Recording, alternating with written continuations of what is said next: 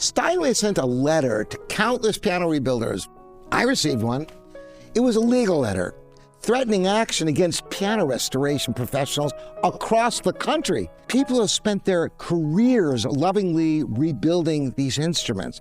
What was their crime? Putting the Steinway name back on a Steinway piano. And here's the thing, what I'm about to share with you goes far deeper than one letter, because when you pull on this thread, what unravels is a picture of how the most famous piano brand in the world has systematically worked to eliminate its biggest competition. And you might be surprised to find out what that competition actually is.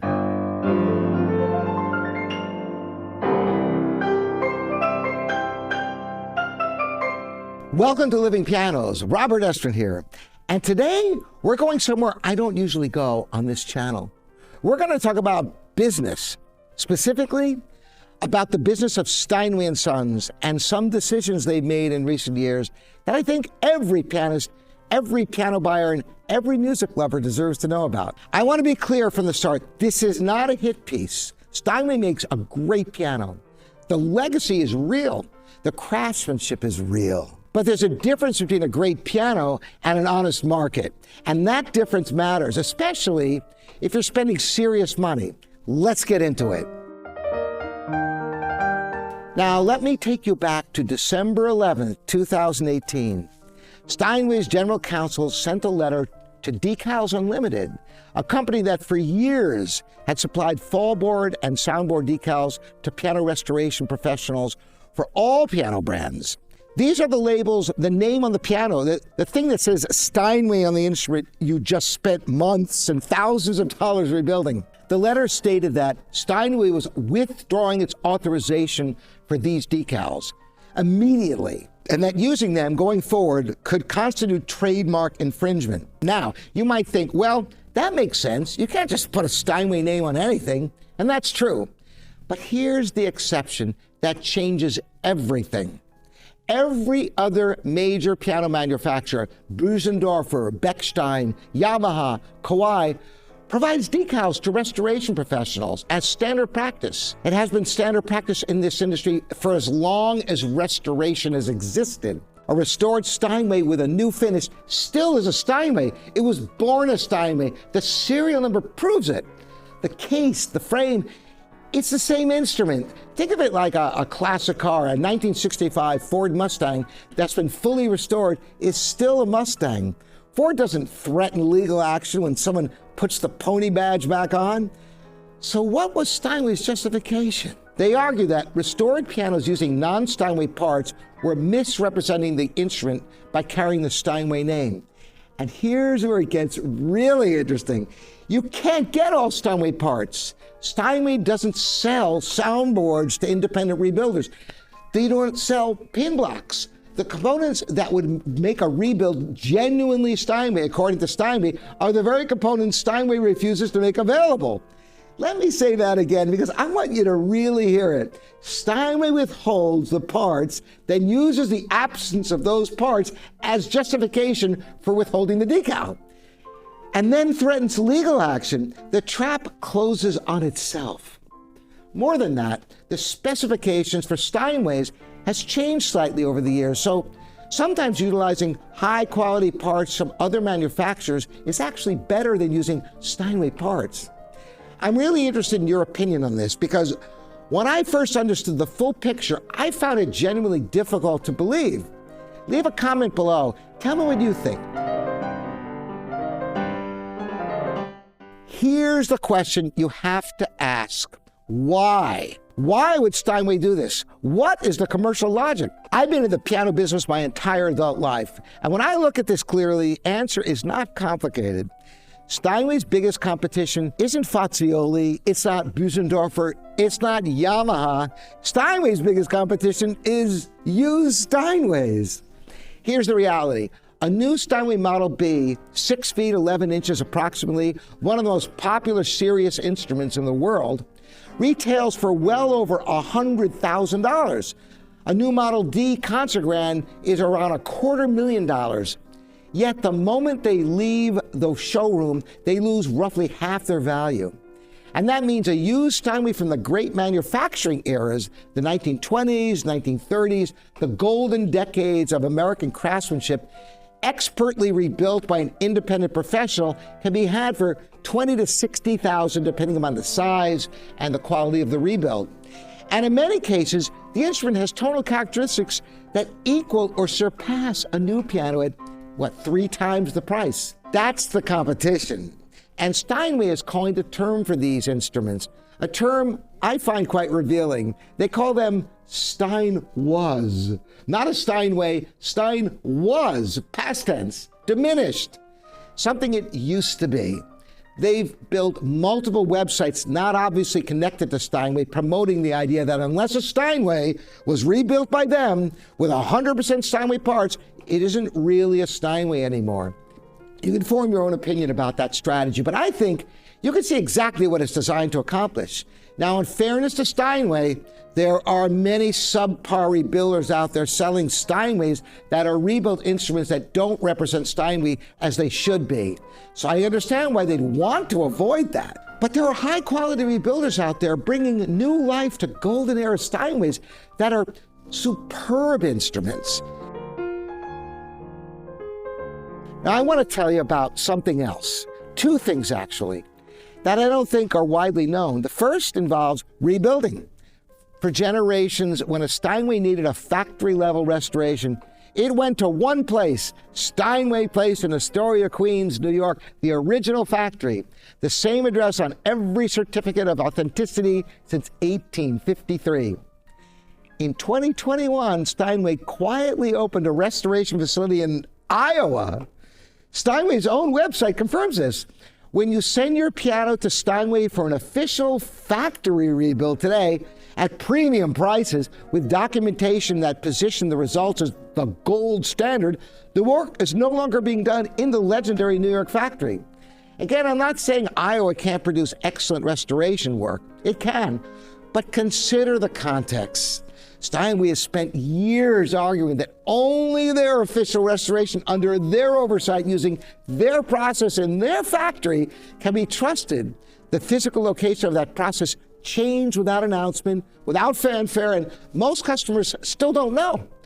The second thing involves the action. The accelerated action was one of Steinway's most celebrated innovations, developed in New York in 1931. A specific geometry that gave the keys a faster, more responsive return, a tactile quality that generations of American pianists came to associate with the feeling of a New York Steinway.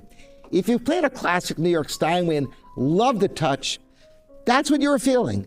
It's gone.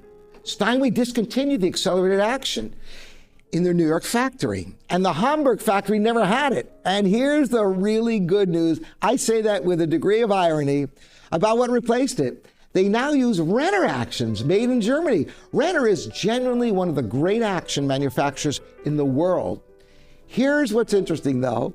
Renner actions are also used by Petroff, by Büsendorfer, Fazioli, Steingraber, by many of the most admired piano builders on earth. So the New York Steinway now contains the same action mechanism, essentially, used by Steinway's competitors.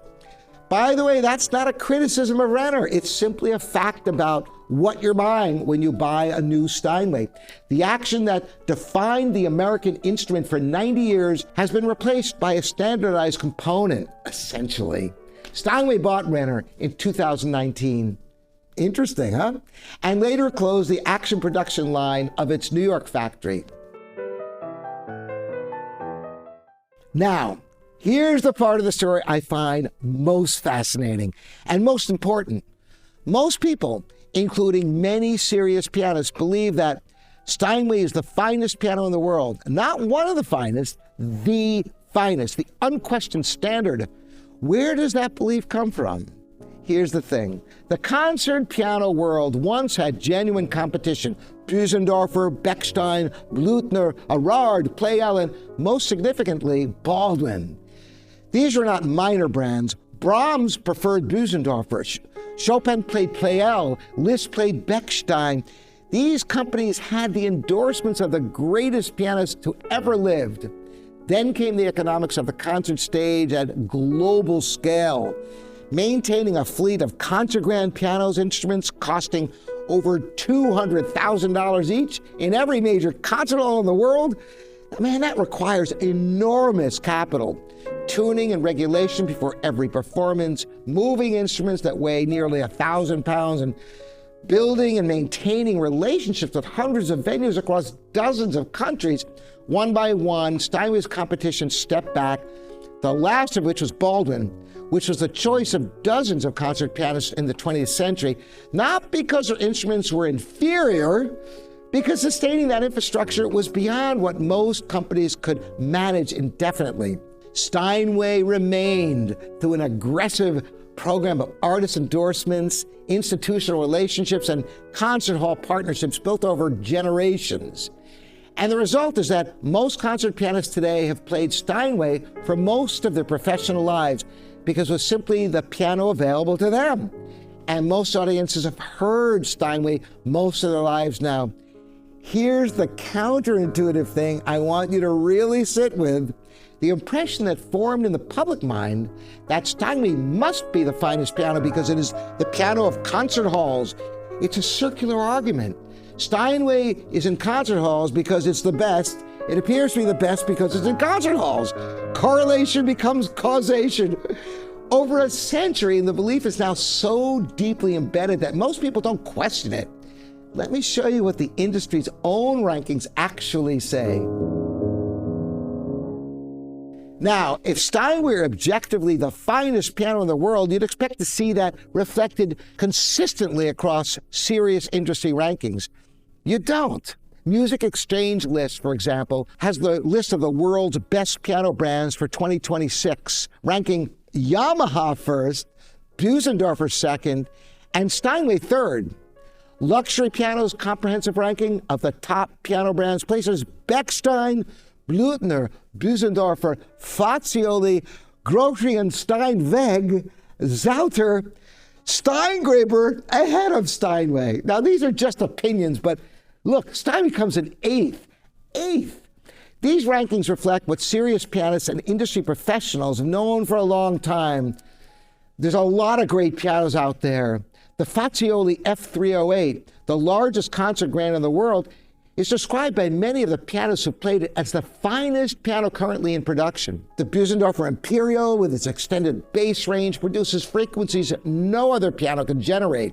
Bechstein's singing voice-like tone was the preference of so many concert artists. I actually have a very different perspective on this than what you might expect from someone who sells pianos. I think the concentration of concert hall infrastructure on one brand, however it came about, has narrowed how the public thinks about piano quality in a way that doesn't serve musicians or buyers. A Fazioli isn't a poor man's Steinway. In fact, they cost far more. A Busendorfer is not a consolation prize. These are instruments of extraordinary quality. That happened not to have Steinway's marketing infrastructure. And a well-rebuilt vintage Steinway, the very instrument Steinway has been trying to squelch, may in fact be a more musically compelling instrument than a new one at a fraction of the price. Let me close with this. I've been a pianist my entire life. I run a piano business. I've played more instruments than I can count. Steinways, Faziolis, Busendorfers, Bechsteins, Mason & Hamlins, beautiful rebuilt instruments from every era. I'm not telling you not to buy a Steinway. If a Steinway is the piano that speaks to you, buy it. The legacy is real. The best examples of the instruments are genuinely magnificent. But here's what I want you to take away from today. The idea that Steinway is the only serious piano, that a rebuilt vintage Steinway has somehow stopped being a Steinway, that the concert hall footprint equals objective superiority, these are not musical conclusions.